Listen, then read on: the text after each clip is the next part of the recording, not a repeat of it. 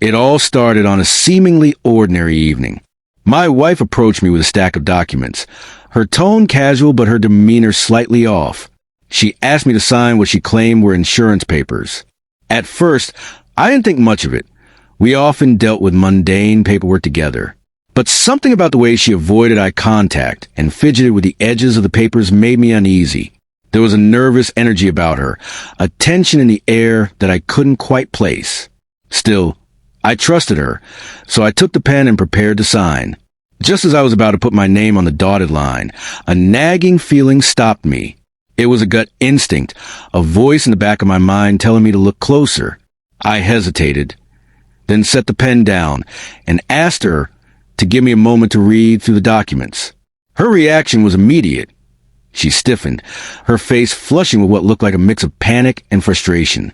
"It's just standard insurance stuff," she said quickly, her voice a little too high-pitched. "You don't need to read it all. Just sign so we can get it over with." Her insistence only deepened my suspicion.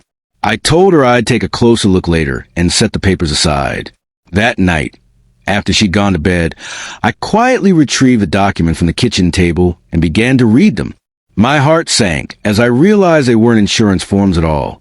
They were legal documents, a deed transfer, to be exact.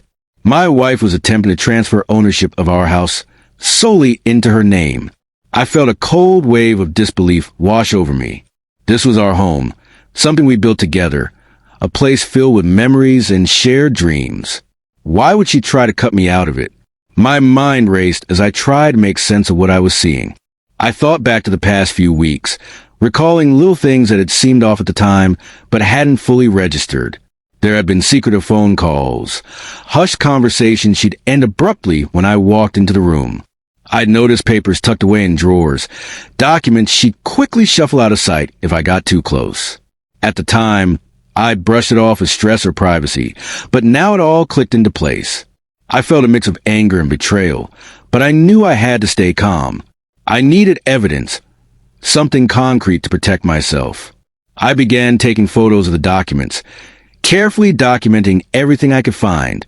I also started paying closer attention to her behavior, noting the time she'd disappear into her home office or the way she'd guard her phone like it held secrets.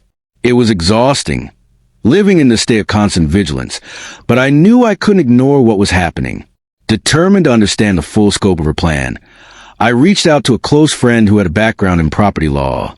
I explained the situation, showing him the photos I'd taken and describing her behavior. His expression grew serious as he reviewed the documents. "This is bad," he said finally. "She's trying to transfer the house into her name without your knowledge.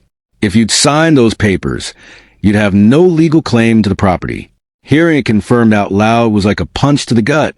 I felt a deep sense of betrayal, but also a growing resolve to protect myself. My friend and I spent hours discussing my options.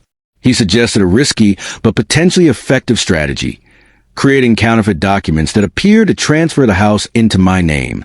It was a bold move, but I felt I had no other choice. If she was willing to deceive me, I needed to confront her with the truth of her actions. A few days later, I confronted her with the fake documents. I handed them to her, watching her face closely as she read through them. Her reaction was immediate and telling.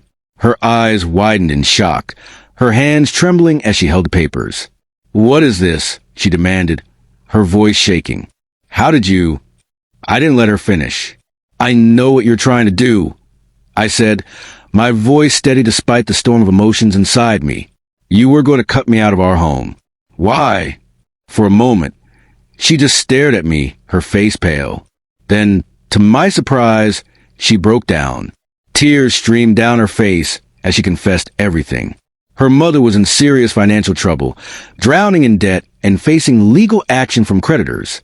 My wife had been trying to protect our home from being seized as part of her mother's assets. She thought that by transferring the house into her name, she could shield it from her mother's creditors. But she'd gone about it in the worst possible way, deceiving me, betraying my trust, and risking everything we'd built together.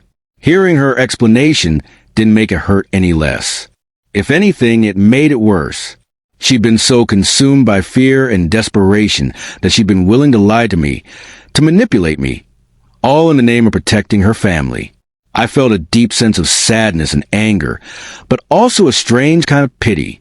She'd been backed into a corner, but that didn't excuse what she'd done.